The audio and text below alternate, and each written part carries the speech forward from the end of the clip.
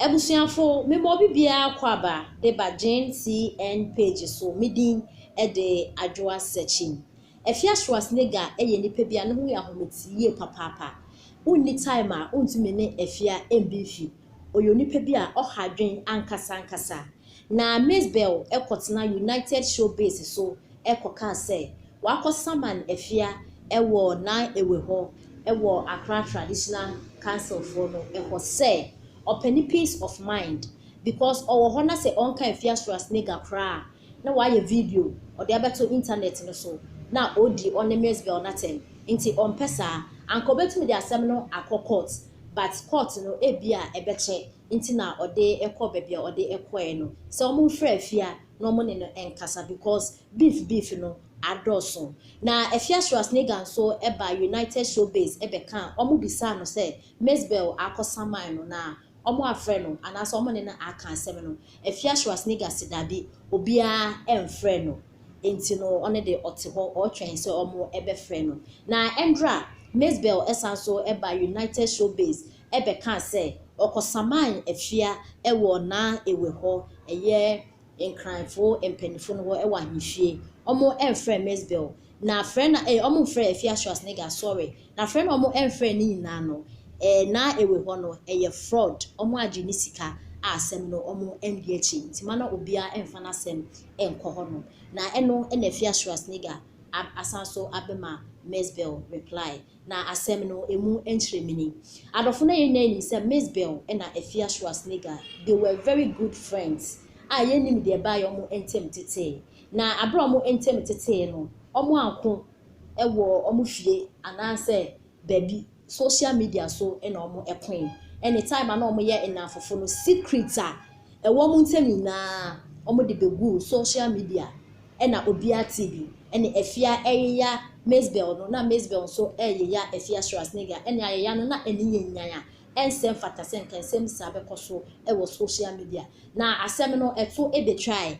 asem no to try kra no still Efia Schwarzenegger oye video a obo Miss Bell ni din ewo edidi Miss Bell atem Miss Bell so etumi ko show bia wo bi se Efia Schwarzenegger na se a instead se obeka se bia me pebi fa na se me pebi bisa no ono so be kebi Efia so tia obe reply na decide na eko na I think say Miss Bell ni sisi when we say beef no enye into opese otwa so ene sa na edenam so call Saman Efia Schwarzenegger ewo na ewe Traditional Council for wa omo ND asem no echi na United Showbase Nana Ama Mark Brown e posti no Miss Bell eba so be ka say wa call Saman Efia Schwarzenegger Efia so ba no mu bisa no say Miss Bell abeka say na yampa Efia se omo enfre no anase onya nsaman kraka bia ese okonto no de otene baabi na eno na Endra Miss Bell sanso ba United Showbase eno omo bisa ne say asem no obeka na Efia Schwarzenegger ba ha no omo bisa na oso onya kraka bia na etese na eno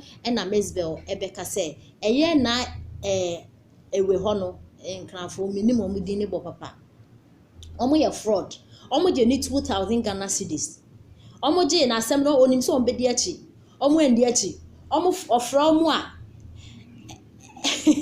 okonfu no wa himfie ono se oda hospital na Miss Bell so onti ase de ono onti ase kra ne se okonfu so yare no omo do to hospital Miss Bell say na ewe ho no eho ye fraud enti no obeksa United Showbase e ka se wakosama Efia Schwarzenegger wo ho no amafo bebre e frɛ no se nkom person mo do mo asem ko ho enti otena United Showbase asanso aka se ona no ka se wakosama Efia wo ho na emom no asem no mo ndi achi omo ade ne 2000 Ghana cedis edi e fraud enti ma no obi amfa na asem enko na asem no abra Miss Bell e ka no na ye na ye hwe United Showbase na ye so because na ye nim se kenikia Efia Schwarzenegger will come and reply and pass so Efia Schwarzenegger will be reply na ene sra was Miss Bell enya asem keto adofo ye nti ensem a Miss Bell e kan no kakra see a traditional setup but me patch a fraud memo bia abrochi from mo abrochi nkran from abrochi am kan say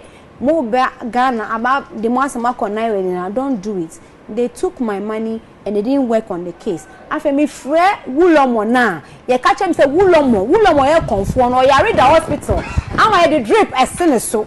And to know how does our traditional system work? Wow. If wulomo high priest would the hospital Am I the drip at all so for so many weeks?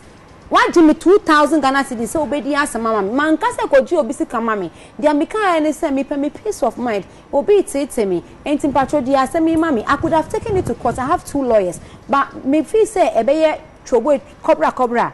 And I made it braille. You were highly recommended. Me buy so me catch you the reason why I don't believe our system.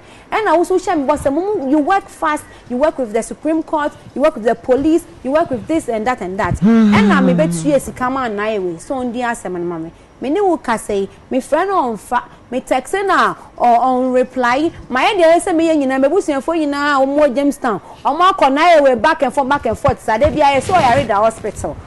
My way, we chief priest Wulom. We then yari, I got hospital. My drip, as was so. And I'm serious. And cry for more brochura, who send me back, come, as a mamma can say. My deny way to more respect the facts and my G and traditional system not to Miss Remo and your fraud. Men and call, they will take your money and they will ignore you. I'm serious. A clear, a pacho. Yeah, met me because now we're going to pass. Yet the obedient match you, you knew a biaco. The point here is one now by me show you so. Yes, and ye didn't come up also for assume Gentino. Me the man one seminal. Upa says to try. Media could jam na way. Opportunity no Hannah can. Aye, into the massa can say fraud. And some more beyond fan as a monk on Iowa. Into wow, can seminal. What's our chance? Because Marco try. No, the and I see na no nipa recommending ma recommending na ma no penny pa kokra pa na omo na omo handle na no they are not the same people anymore. Say from time to time they are changing microphone. The people now they don't take it serious. I believe in African spirituality. Into na midi ma asemo ekọ no, but it's a fraud. It's a fraud. They took my money. And then every time I call, they tell me that the high priest, someone 2 hours let me come out or the hospital there the drip person so me who said drip in the house. It's not possible. Every time I'm okay. Every time I call, they tell me say he's on admission. How can you be the chief priest and be in a hospital? You have no business in the hospital because you have no business because the same no. I beg you. Yeah, of course your hospital now. Of course your traditional system no. Uko hospital, uko lab na die na ye be hwe omoje mu na die nyina. Sanso na uko densini wo na say chief priest ho a. They do something they are black be fa wonsem. Now they see white paper so. So your print, the print in your palm is on it. So it's the same thing. It's just that the packaging is wrong. I said, Wako lab. Our packaging is wrong. And if you can do all these things, no catch them say the hospital. It is a fraud. And me patro me and Rebecca, I know the people know say I don't lie. So they will believe that my way is working. It's not working. I went there for a solution. They took my money. And every time I call, they do me last. Instead of you name with some Mesbel a kind. Now, you see a reply if you are snake and so a day Abra Mesbel. Of course, your traditional system. Who call hospital? I call lab Nadia. You bet your mojo Nadia. Sansuna Ganasi. Patch away once and for all.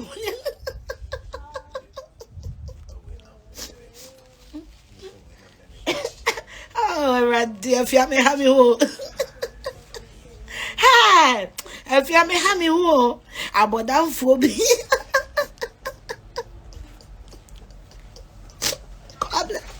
Be a mechanic in the envelope in the bride.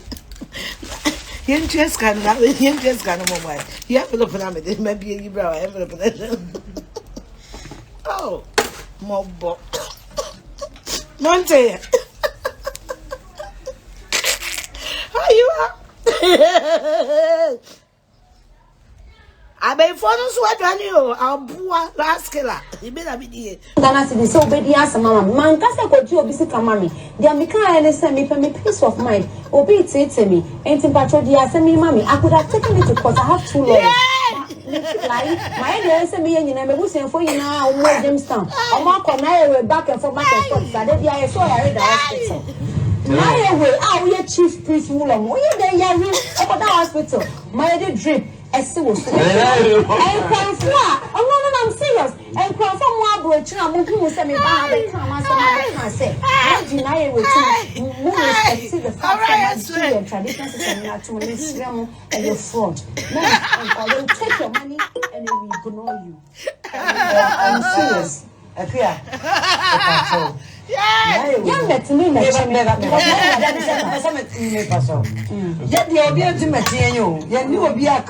the point is one album show you so. Yes. And you didn't come up. Also for assume you ain't no. Who possess to try. What you have done now you opportunity no how now can. Aye. Into na masa ka wa say fraud. Into mama be am fa na asem nko na ewu. Into wa ka asem no. What's that chance? Because my court try. And I'm ye. See, now Nipa recommending now. Now handle they are the same people in sometimes the time we are changing performance. The people now they don't take it serious. I believe in African spirituality. It's a fraud. It's a fraud. They took my money and then every time I call they tell me that the high priest someone two let me come out of the hospital they drip person so who's a drip in the house? Every time I call they tell me say he's on admission. How can you be the chief priest and be in a hospital? You know, you have no business in the hospital because you have no business because the same. No. I beg you.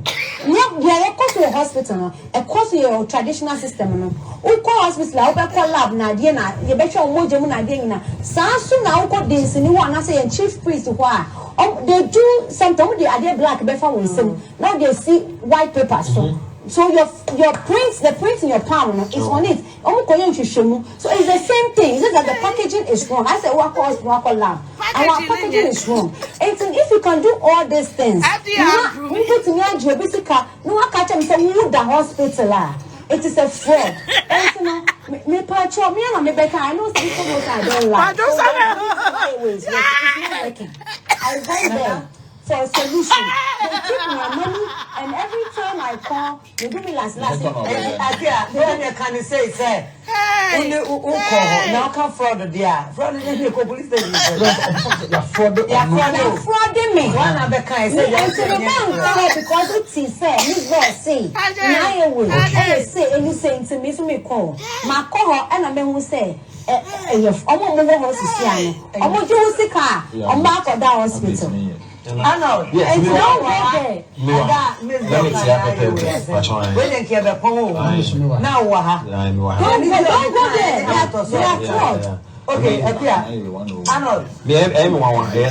mean, the way I obey here and it's not so difficult. Everyone wants to see how can you okay? But more question about. What's the yes. One from my tree. And now. Traditional and so also now Jesus Christ indeed. The reason why I didn't go to my lawyers because I'm practicing African spirituality. If you say you call 9 away, not say